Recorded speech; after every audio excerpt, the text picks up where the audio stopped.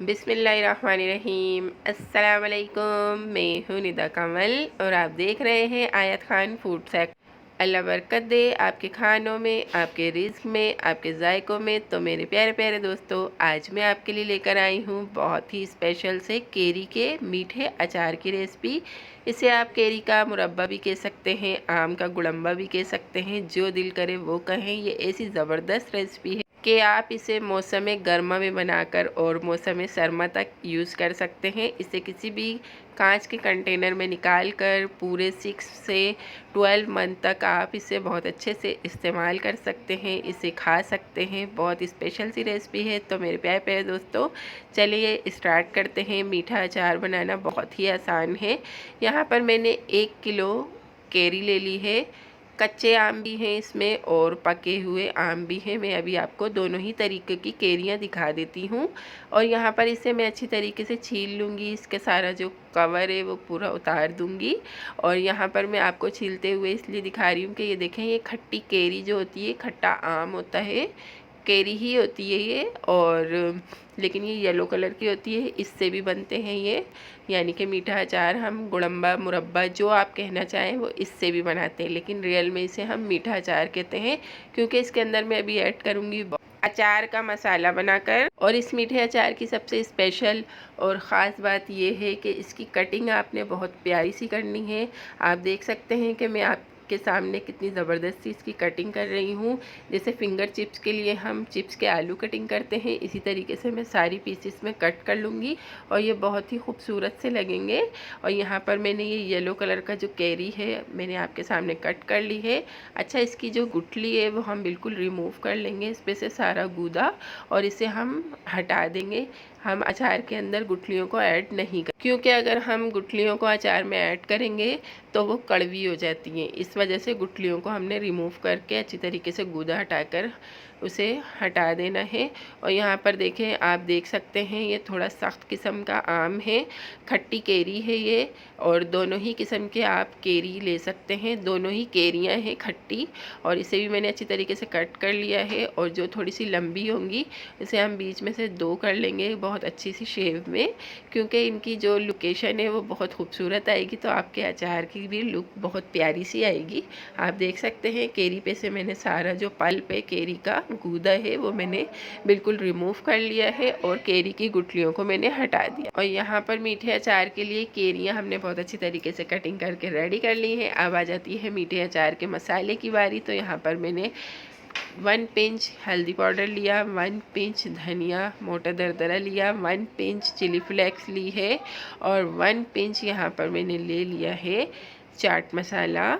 यहाँ पर 1 पिंच कलवंजी ले लेंगे और 1 पिंच ले लेंगे हम मोटी दरदरी कुटी हुई सौंफ, और 6 से 7 अदद दाने हम ले लेंगे यहाँ पर मेथी दाने के। मेथी दाना जो होता है ना, उसके 6 से 7 अदद दाने लेने हैं। 1 पिंच भी नहीं लेना क्योंकि वो कड़वी होती है।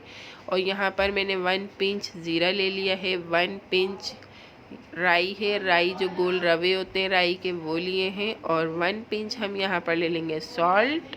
बहुत ही स्पेशल और परफेक्ट अचार का मसाला बनाना मैंने आपको बताया है। आप इसे घर में बआसानी बना सकते हैं और इससे आप बेइंतहा लजीज अचार बना सकते हैं। अब मैं इसकी क्वांटिटी आपको दिखा देती हूँ कि 1 केजी में हमें कितना ऐड करना है। अगर आप ज़्यादा बनाकर रखना चाहें तो सारी मिकदार मसालों की ज़्यादा लेकर ज़्यादा भी बना सकते हैं, लेकिन इसके अंदर 1 किलो केरी के मीठे अचार में हम 1 चम्मच ऐड करेंगे। तो ये आप देख सकते हैं 1 चम्मच है। चलते हैं इसकी कुकिंग की तरफ। यहाँ हमने प्यारी सी कढ़ाई ले ली है। कढ़ाई के अंदर मैंने 2 टीस्पून के करीब ऑयल ऐड कर दिया। ऑयल हल्का सा कुक हो चुका है, इसे हम ऐड कर देंगे सारे अचार के मसाले और इसे हल्का सा रोस्ट कर लेंगे, तकरीबन 1 मिनट। ज़्यादा हमने रोस्ट नहीं करना, नहीं तो सारा मसाला जल जाएगा। हल्का सा ये रोस्ट हो जाएगा। अब हम इसके अंदर ऐड करेंगे वाटर।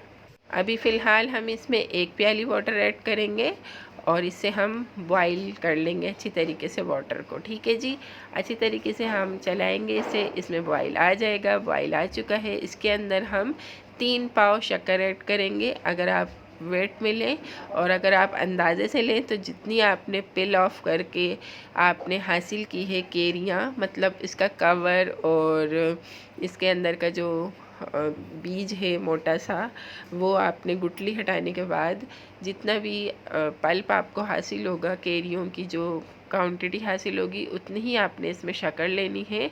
अब हम इसे डिज़ोल्व करेंगे 1 प्याली वाटर में।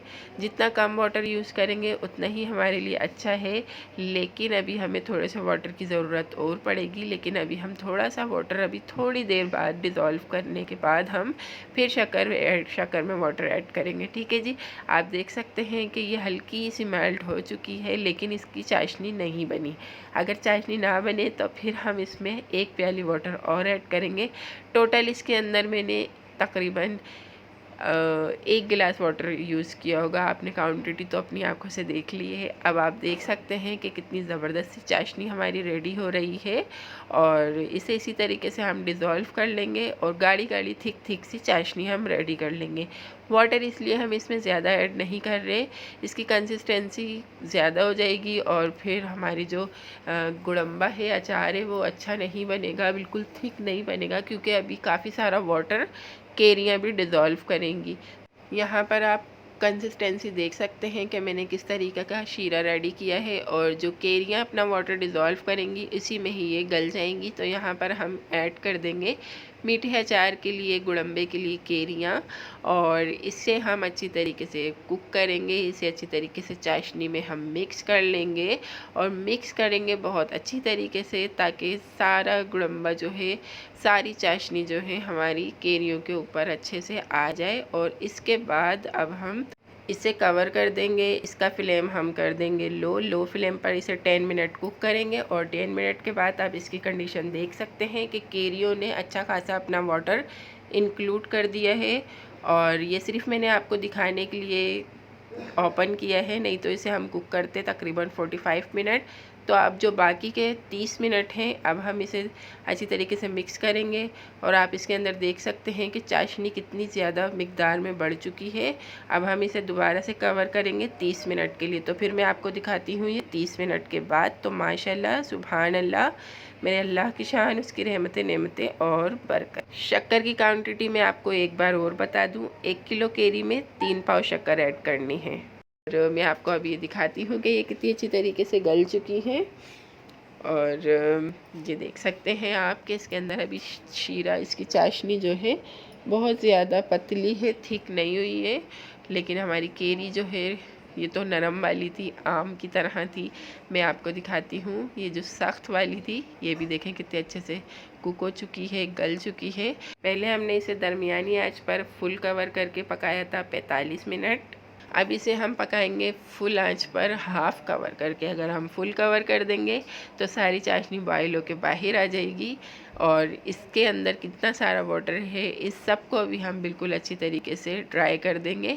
ये पक पक के बहुत अच्छी तरीके से ड्राई हो जाएगा, और माशाल्लाह से ये 10 से 15 मिनट में बहुत अच्छी तरीके से ड्राई हो चुका है। और माशाल्लाह, सुभान अल्लाह, बहुत ही ज़बरदस्त सा कुक हुआ है, और पूरे घर में बहुत अच्छी मीठी मीठी सी खुशबू आ रही है। तो ये है मेरे अल्लाह की शान, उसकी रहमतें नेमतें और बरकतें। इसका फ्लेम मैं ऑफ़ कर दूँगी, और हमारा बहुत ही ज़बरदस्त सा मीठा अचार रेडी है।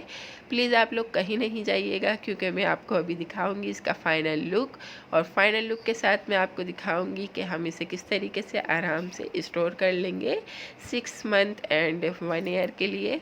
तो ये बिल्कुल अच्छी तरीके से रेडी है, लेकिन ठंडा होने के बाद इसकी जो शक्ल है वो बिल्कुल चेंज हो जाएगी, और ये और ज़्यादा थिक हो जाए। और इसी के साथ आपको वीडियो में कुछ भी अच्छा लगे, कुछ अच्छा सीखने के लिए मिला हो, तो प्लीज़ आप वीडियो को लाइक ज़रूर कर दीजिएगा। तो यहाँ पर आप देख सकते हैं, जब ये ठंडा हो चुका है तो इसकी बिल्कुल ही शक्ल चेंज हो चुकी है, क्योंकि ये मीठी चीज़ें काफ़ी थिक हो चुकी है। बहुत अच्छा सा गुड़म्बा मीठा अचार हमारा रेडी हो चुका है। आप इसे 6 मंथ के लिए आराम से बाहर स्टोर कर सकते हैं, लेकिन इसे आप किसी कांच के कंटेनर में ही सेव कीजिएगा। और अगर आप इसे 1 साल के लिए रखना चाहते हैं तो आप इसे कांच के कंटेनर में, फ्रिज में, नीचे जो फ्रिज होता है उसमें आराम से रख के इस्तेमाल कर सकते हैं, खा सकते हैं। बहुत ही स्पेशल सी मीठी मीठी सी स्वीट सी रेसिपी है, तो ज़रूर ट्राई कीजिएगा और मुझे कमेंट बॉक्स में बताइएगा कि आपको मेरी ये मज़ेदार सी स्वीट सी मीठे अचार की रेसिपी कैसी लगी। मुझे दुआओं में याद रखिएगा। आवाज़ से तो आप लोगों को पता ही चल रहा होगा कि थोड़ी सी मेरी तबीयत ठीक नहीं है। और अगर आप चैनल पर नए हैं तो सब्सक्राइब कर लीजिएगा, नोटिफिकेशन बेल को ज़रूर ऑल पे कीजिएगा ताकि मेरी आने वाली हर नई वीडियो सबसे पहले आप तक पहुंच सके। वीडियो को लाइक ज़रूर कर दीजिएगा। अल्लाह हाफिज़। Thanks for watching. बाय।